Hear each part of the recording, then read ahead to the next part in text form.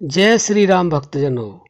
प्यारे भक्तों, श्वास से अपनी सोई हुई शक्ति को कैसे जगाएं, सबसे सरल 3 उपाय करें तो आपकी सोई हुई शक्ति अवश्य जागृत हो जाएगी। भक्तों, बड़े ध्यान से सुनना और समझना और उसके बाद करना। तो जो आपके अंदर शक्ति सोई हुई है वह अवश्य ही जागृत होगी। नंबर 1, सबसे पहले ये ध्यान रखें कि ज़्यादातर आप मौन रहने का प्रयास करें। भक्तों, जब हम मौन रहते हैं तो हमारे अंदर जो शक्ति है वह अपने आप बढ़ने लगती है। जब हम बहुत ज़्यादा बोलते हैं तो हमारे अंदर की जो शक्ति है वह निष्क्रिय होने लग जाती है अपने आप। बहुत से लोगों को आपने देखा होगा कि बहुत कम बोलते हैं। कम बोलने वाले या मौन रखने वाले जो व्यक्ति होते हैं उनकी बुद्धि बहुत तीव्र होती है, उनका विचार भी बहुत सुदृढ़ होता है। तो इसलिए आप पहला ये उपाय करें, ज़्यादा से ज़्यादा मौन रखें। जब आपको अर्जेंट में विशेषकर ही बोलना हो तभी बोलें, और जब बोलें तो विचार करके ही बोलें, कम से कम बोलें। तो यह शक्ति आपको सोई हुई शक्ति को जगाने में ज़रूर मदद करेगी। नंबर 2, एकाग्रता रखें। आप कोई भी कार्य कर रहे हैं उस समय आप अपनी एकाग्रता को बनाए रखें। खाना खाना है या कोई काम करना है, किसी से बात करनी है, कहीं जाना है, कोई भी कार्य करें आप, यह आप एकाग्रता से करें तो आपको हर कार्य में सफलता मिलेगी। क्योंकि जब एकाग्रता होगी तो आपको सफलता की सीढ़ी चढ़ाएगी, और एकाग्रता आपको हर क्षेत्र में सफलता ही देगी, असफलता देगी ही नहीं। और नंबर 3 यह है जो सर्वश्रेष्ठ है, जो मौन में भी सहायक है, एकाग्रता में भी सहायक है, लंबी सांसें। आपकी जो सांसें हैं वह लंबी होनी चाहिए। ज़्यादातर आप लंबी सांसें लोगे तो आपका ध्यान श्वासों पर रहेगा। छोटी सांस लें, आपकी आ रही है जा रही है, यह तो 24 घंटे का खेल है।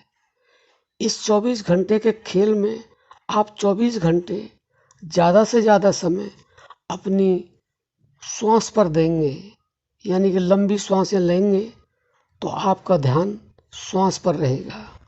और जब आपका ध्यान श्वासों पर रहेगा तो आपके अंदर जो आत्मा रूपी, परमात्मा रूपी जो शक्ति है, जो सोई हुई पड़ी है, वह जागृत होने लगेगी। वह जब जागृत हो जाएगी तो आपको क्या मिलेगा यह तो आप स्वयं ही अनुभव कर सकते हैं। यह बताने की चीज़ नहीं है, क्योंकि उस शक्ति से ही अनंत कोट ब्रह्मांडों की रचना हुई है, उनका संचालन हो रहा है और उनका पतन भी होता है उसी शक्ति के द्वारा। वह शक्ति आपके अंदर मौजूद है, वह शक्ति आपकी सोई हुई है, और आप उसको जगाने का प्रयास करें तो केवल ये 3 ही उपाय हैं। ज़्यादातर मौन रखें, एकाग्रता बनाए रखें और लंबी लंबी सांसें लें। लंबी सांस लेंगे तो आपको श्वास पर ध्यान टिकाना आ जाएगा। और अगर आप 1 हफ्ता ये अभ्यास करेंगे तो आपका अभ्यास निरंतरता में बदल जाएगा। फिर उसको आप करने का प्रयास नहीं करेंगे, वह स्वतः ही होने लग जाएगा। क्योंकि 1 हफ्ते के अंदर कोई भी आदत छूट जाती है और कोई भी आदत नई पड़ जाती है। तो भक्तों, हम ये प्रयास कर रहे हैं आपको बताने का, आपके अंदर जो सोई हुई शक्ति है, जो परमात्मा तत्व है, जिससे आपको सब कुछ मिलेगा, दुख की जगह आपको सुख मिलेगा, लाभ की हानि की जगह आपको लाभ मिलेगा और अपयश की जगह आपको यश मिलेगा, निर्धनता की जगह आपको धनवंता मिलेगी। यानी कि किसी भी चीज़ की आपके लिए कोई कमी नहीं हो सकती और अंत में आपको मुक्ति भी मिलेगी। तो भक्तों, श्वासों के प्रयोग से ही आप अपनी सोई हुई शक्ति को जगा सकते हैं। और ध्यान रहे कि जितना आप इसका अभ्यास करेंगे, जितना आप अपने ध्यान को, अपने मन को श्वासों से जोड़ेंगे, उतना ही आपके जीवन में ऐसी सफलता आएगी, आपके अंदर ऐसे विचार आएंगे, आपके अंदर जो दुर्गुण है वह खत्म हो जाएंगे, सद्गुण अपने आप आने लगेंगे। भक्तों, आपके जीवन में इतना आनंद भरने लगेगा कि जिसकी कल्पना आप स्वयं ही कर सकते हैं।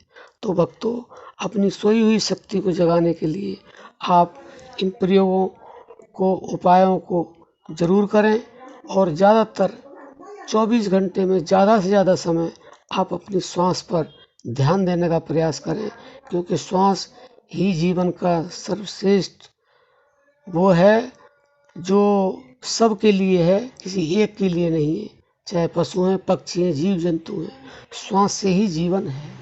और श्वासों के द्वारा ही वो जो श्वासों के अंदर शक्ति समाहित है, जो कण कण में समाहित है, उसका अनुभव होता है। और भक्तों, वह अनुभव केवल मनुष्य शरीर में ही होता है और वो केवल श्वासों के द्वारा ही होगा। हमारा जन्म लेते ही हमारी श्वास शुरू हो जाती है और जब हमारा अंत होता है, यानी कि हमारी मृत्यु होती है, तो उस समय ये श्वास समाप्त हो जाती है। तो भक्तों, हम आशा करते हैं कि आप श्वासों के द्वारा अपनी सोई हुई शक्ति को ज़्यादातर मौन रख करके और एकाग्रता में ध्यान करते हुए अपनी सोई हुई शक्ति को जगाएंगे और अपने जीवन को आनंद में, खुशी में, अमृत में सारी चीज़ों को प्राप्त करेंगे। अब हम अपनी वाणी को विश्राम देते हैं। जय श्री राम।